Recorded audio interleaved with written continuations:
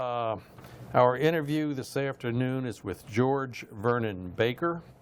Mr. Baker was born in Summerfield, Louisiana in March of 1925. He served in the U.S. Army Air Corps from April of 1942 until December of 1945. His highest rank attained was Flight Officer. This interview is conducted at Fort Worth, Texas on Thursday, November the 11th, year 2010. My name is Dale Dexheimer. I'm not related to Mr. Baker. Also in the room we have Milton Gibson, who is our videographer. This interview is conducted for the Veterans History Project at the Library of Congress and also for Operation Remember at the city of Burleson, Texas. And with that little introduction, Mr. Baker, we'll let you tell us your story, sir, of when you were in the Army Air Corps. When I was a 17-year-old on a farm in northern Louisiana, I traveled to Seattle, Washington via government means. There I worked for Boeing Aircraft as a riveter on B-17 bomber planes. As I neared 18 years old, I went to Houston, Texas, because I had a sister there, where I enlisted in the Army Pilot Training Program. I went by train overnight to Shepherd Air Base at Wichita Falls, Texas, where I did basic Army basic training. Then I was sent to SAC at San Antonio, Texas, at San Antonio Aviation Cadet Center. Then from there, I went to Texas A&M, where we went to college for about 9 months. There I flew as an interstate cadet for 10 hours. Then I was sent to Ballinger, Texas, where I received primary flight training by civilian pilots. There we flew PT-19s. Then basic flight training at San Angelo, Texas, where we flew BT-13 planes. Then on to Lubbock for twin-engine advanced training. There we flew planes, AT-10s, which was a real fine twin-engine plane. There I received my wings and was assigned as a flight officer. Then I was sent to Houston, Texas, Ellington Air Force Base for my first assignment. We flew AT-10s from Ellington to Vernon, Texas, where they were put in mothballs. Ellington Field, prior to me being sent there, was an advanced pilot training twin-engine, just like Lubbock. So soon we got AT-7 planes, Beechcraft, and they were almost the same as the AT-10. They were a little bigger. We got them to fly navigators in.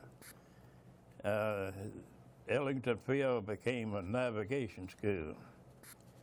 And we flew navigators every day or every other day. And later on, we started getting brand new C-47 planes that we used in everyday missions.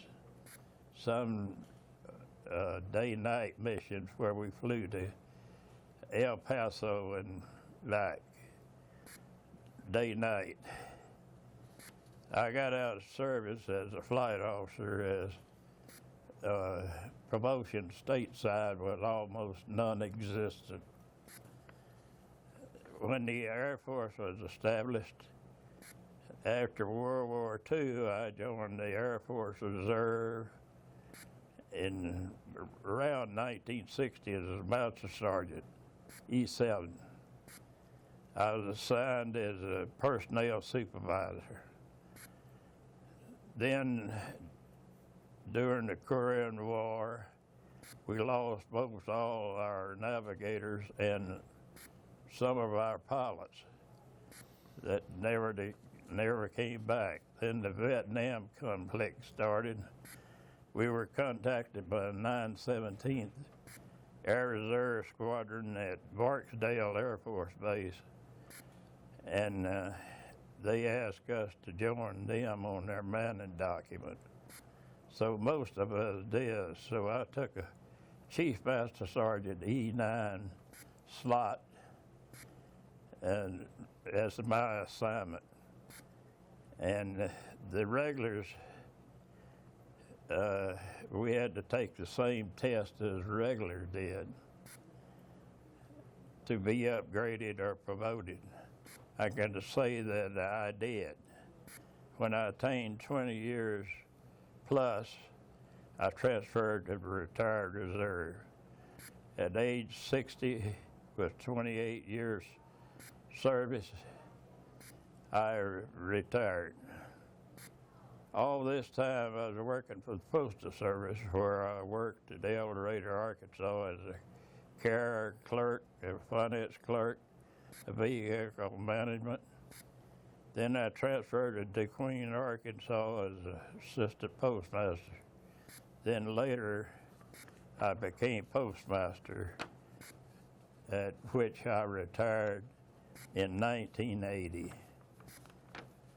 So that wraps up my military service that I spent all in Texas.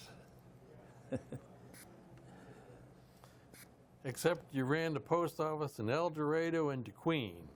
I'm familiar with those places. If we go back, Mr. Baker, you went to Boeing in Seattle when you were 17 years old. Right. Well, let's back up before that. Your father was a farmer there in northern Louisiana? Right. What'd you grow? Cotton Cotton? as a cash crop, soybeans, corn, and Did you have a tractor, or did he do it with mules? mules. Mules? We had 2 mules that we used. Do you remember their names? They're Duck and Scott. Okay. I plowed Duck, and my father used Scott, which was a male horse, male mule, and mine was a female mule. How many acres did you plow? Right there at the last 50. With just 2 mules, you and your dad? Right. You have any brothers or sisters that helped out, or? I was the 9th of 11 children. Okay. At the time that I went to Seattle, just had 2 brothers living at home, and they were 5 years younger than I, twins. They were 5 years younger, and just my dad and I did the farming. All of your older brothers and sisters had moved on somewhere else? Moved. Left you and Dad with a farm? Right. Okay. So you grow up on this farm with old Duck and Scott, and you went to Boeing. How would a boy from Summerfield, Louisiana, find out about a job in Seattle? My brother in El Dorado came down and said there was a trade school open in El Dorado, free, run by the government. So after we got a crop laid by, you know what happens when the crop's laid by? You quit plowing. Okay. You know, so it was during this time that I went to this trade school in El Dorado. There I was contacted about going to Seattle. I learned to operate the lathe and shaper, and I learned how to weld. You were a machinist, I guess. Yeah, I learned that in just a few weeks. You went to Boeing as a 17-year-old, and you went by government means. So Yeah. how did you really get there? Train? A truck to St. Louis from Little Rock, and then a train from there all the way to Seattle, troop train. And this was, what was this, 1941, 42? 42, 42. 41. Had you ever been on a train before? No, Okay. What was that like for you? Was it Well, a troop train? Were there a bunch of guys your age? Say? and you experience. They would bring us sandwiches in along the way. We got 2 to 3 meals a day of sandwiches. We had to sleep sitting up because they were just plain old cars. You were in a coach, not a Pullman. Yeah, Okay. and they had benches instead of seats, really. So when you got to Seattle, did Boeing have like a barracks somewhere that you stayed, or did you live in the city, or? The government had a unit there where we stayed till we went to work. Of course, we went to work in about 3 days. About 3 days is all it took to get classified and go to work. And you were building B-17s. B-17 bombers. What do you do? What do you do on the building of the B-17? Well, at first I started off with a man that taught me how to rivet. He was an old man, and I did the bucking of the rivets, but he was teaching me how to make the how to rivet. Then I got my own riveter, Okay. and later on I was put in doing pickup work. They'd take the wings, I was working on the wing sections. They'd take them out of the jig, which were upright, lay them flat on the floor on jigs. And they put me in charge of drilling out the defective rivets, and replacing them with good rivets. Did you ever fly in a 17? No, I never did. Okay. A lot of my class went to B-17. You came back to Houston? Right. Your sister was in Houston? Ellington Field. Okay. And I'm sorry, you enlisted, you weren't drafted, you enlisted in the Army Air Corps. Yeah, right. Okay, sir. You went up to Shepherd for Army training, Yeah, basic training. basic training. Same basic training as As a regular Army. regular Army. They teach you to shoot. Yeah, You had a gun, so you went down to firing range and you shot. you're right. Did the obstacle course and all those things that guys do in the Army. Right, You live in a barracks, right. learn to march. Learn to march, do reveille, and every afternoon, when the flag came down,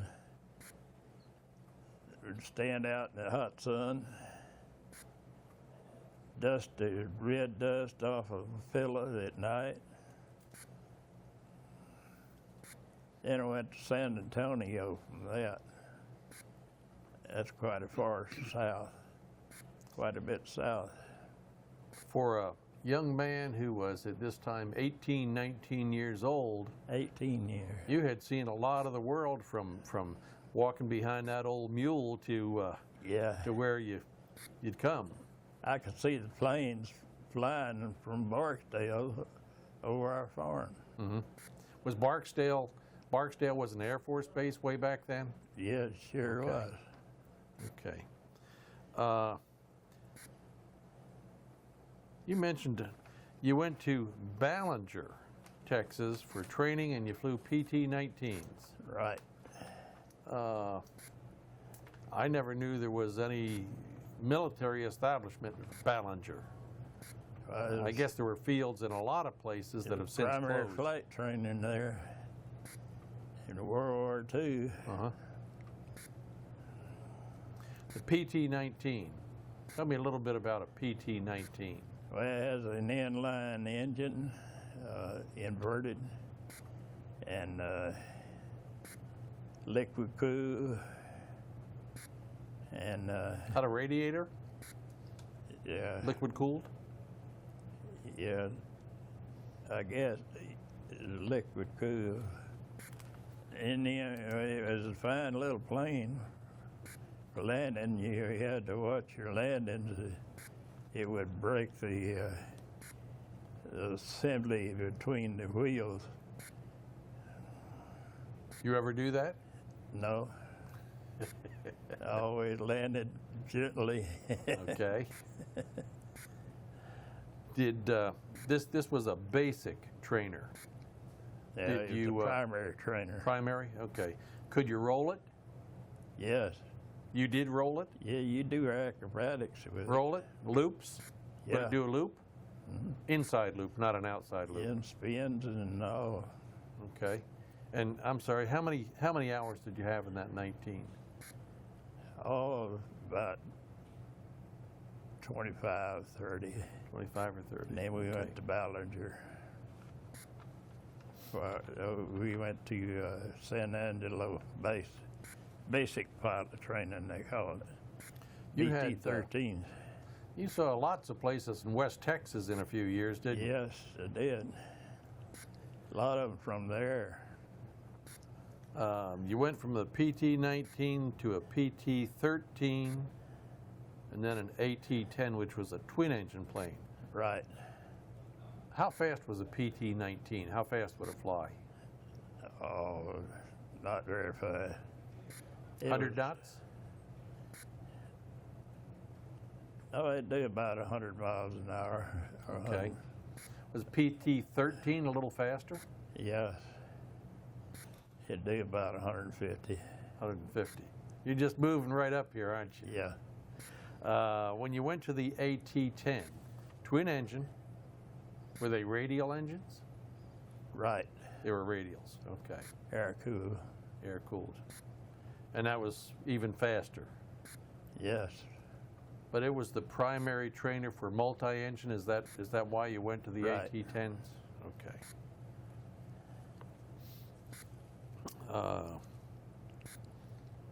After your time in the AT-10s, you went back to Houston to Ellington, Right. which is still in operation today. Right. Okay, Still has a reserve unit there. okay. You live on the base? Yes, I did. Lived in the BOQ. Okay. The BOQ, Bachelor Officers Quarters. Right. You have a room of your own? Right. Okay. You had to go out to the mess hall, I guess? Yeah, it was right across the hall, right across the street. Okay, Officers' mess. okay. The chow pretty good? Well, for World War II, I guess it was. Okay. You said when you were at Ellington, you flew navigators. Now, you were the pilot, I was a pilot. and you'd go up.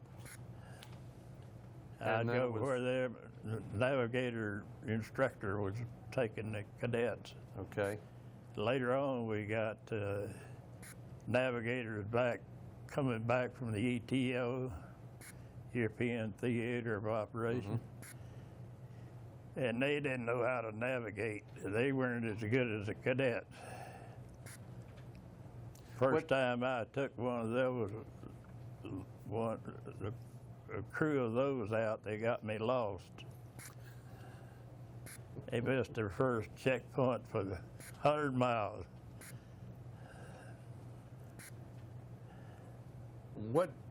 What makes a good navigator? You got to get you where you want to go. I understand that part. The pilots have to navigate, you know. We had a radio compass back there then, and we could do a triangulation. Okay. We could tell exactly where we were. They could do the same thing, but they weren't very adept at it. You fly both night and day? Right. You ever shoot the stars? Was that a part of? No, not me. You pretty much relied on did. that radio compass. They would shoot the stars. You have a little bubble up on top of the plane The that they went up there? C-47s did. Okay.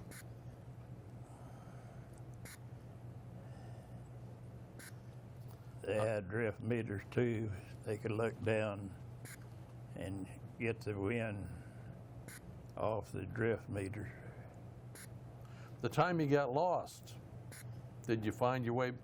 I wasn't lost. They were lost. They were lost, okay. But you flew out of Ellington.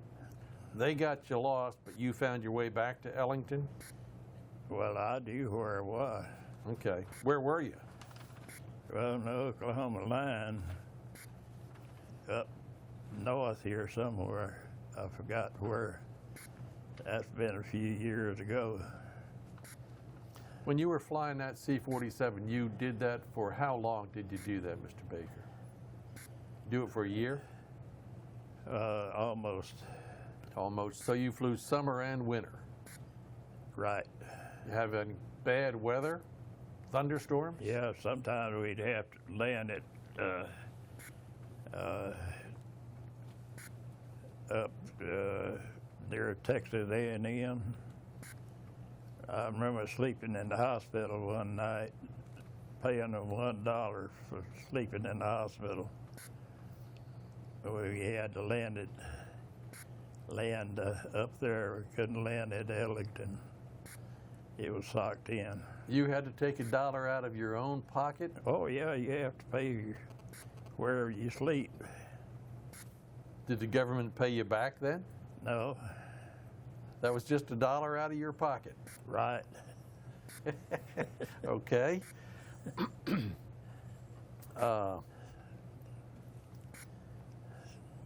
In the wintertime, how high did you fly in that C-47? Well, usually not over 10,000 feet. Get cold in the wintertime? Once you get over 10,000 feet, you have to use oxygen. Was it cold in the wintertime? Yes, but we had cabin heat. You had cabin heat, okay. You have any special flight suit, pants or jackets? Just a regular flight suit. Okay.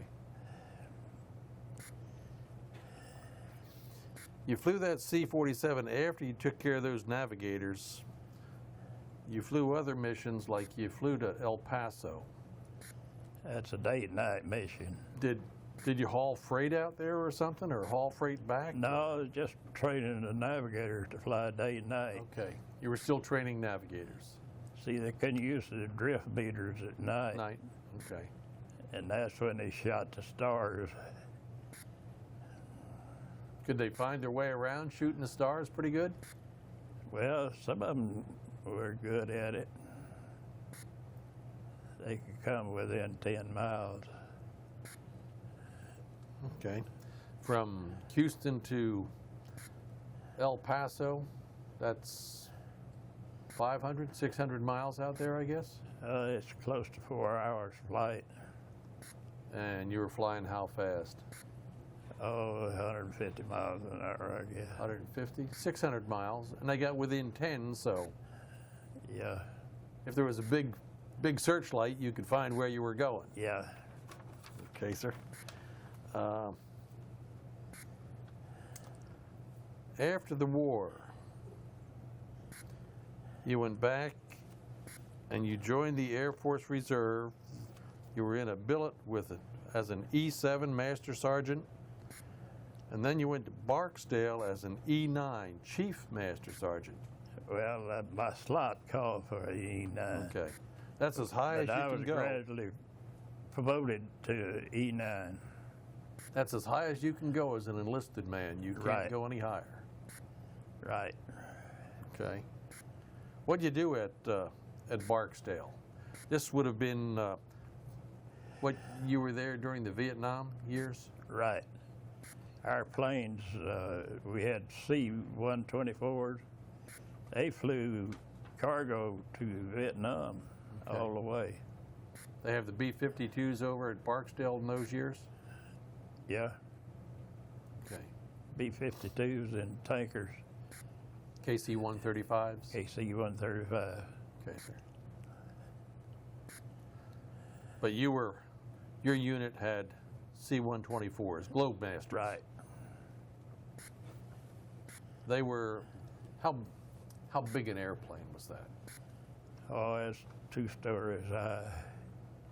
It's big aircraft, 4-engine Piston engine? piston engine. Okay. You drive a truck in it? Yeah, tanks too. How many tanks could you put in it? Probably 2 2 tanks? or 3. And then they would fly from Barksdale to Vietnam. Well, they fly from the West Coast Okay. to Vietnam.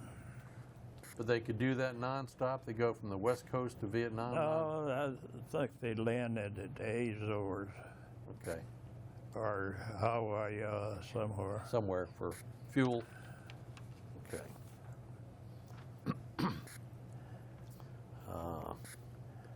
You ever ride on, you stayed in Louisiana all that time? You didn't hitch a ride and go anywhere? Yeah, I had to go to Denver to get the the summer encampment payroll done, and they flew me in a major up there first time. The next time they flew me in a major and 4 airmen to get payroll out. Is that where they cut the checks? They cut the checks in Denver? We brought the checks back. You went up there with personnel records and told the people in Denver what the checks should be cut for. Well, there's certain forms they have to have for the payroll. Okay. We took those forms up, plus their orders, you know. And we brought the checks back and paid in whole group. We had about 1,000 people in the reserve unit. So The it's checks quite- were all right. Well, some of them were. Some of Okay. them had to invert serial numbers and it wouldn't pay. When did you go to work for the post office? 19.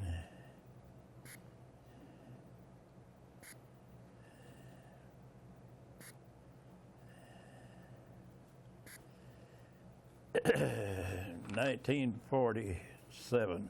47. Right after you got out of your active duty, pretty much. Did you go back and live on the farm for a little bit? No, No? my dad was already moved to El Dorado, Okay. and he'd even sold the house. Somebody tore the house down and used it to build another house. My sister still has a farm. That same farm? Mm-hmm. Uh-huh.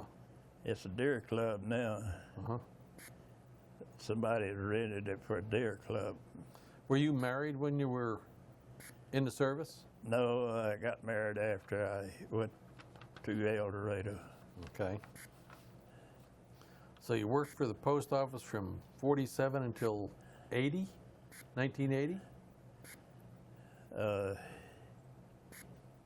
34 years. 34 years. However Wow. that long, yeah. So, as a retired government employee, you got retirement from the Air Force and you have retirement from the post office. I'm a triple dipper and Are you proud a of triple dipper? it. Yeah, You get Social Security too? I get enough to pay my Medicare, have a little left over. Yeah. That's from active duty days in the Air Force Reserve.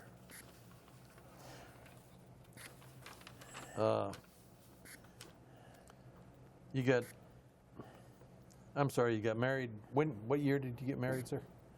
47. 47. That was a big year, wasn't it? Mm-hmm. Okay. You have some children, sir? I have two sons. One that sons. lives here, and he has he's part owner of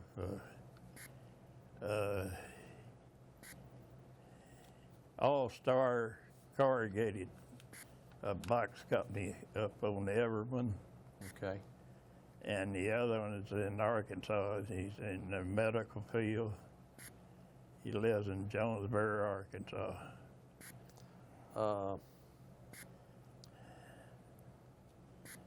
Either of them been in the military? No, You had 9 brothers and sisters. Any of them ever go in the military? Served during the war?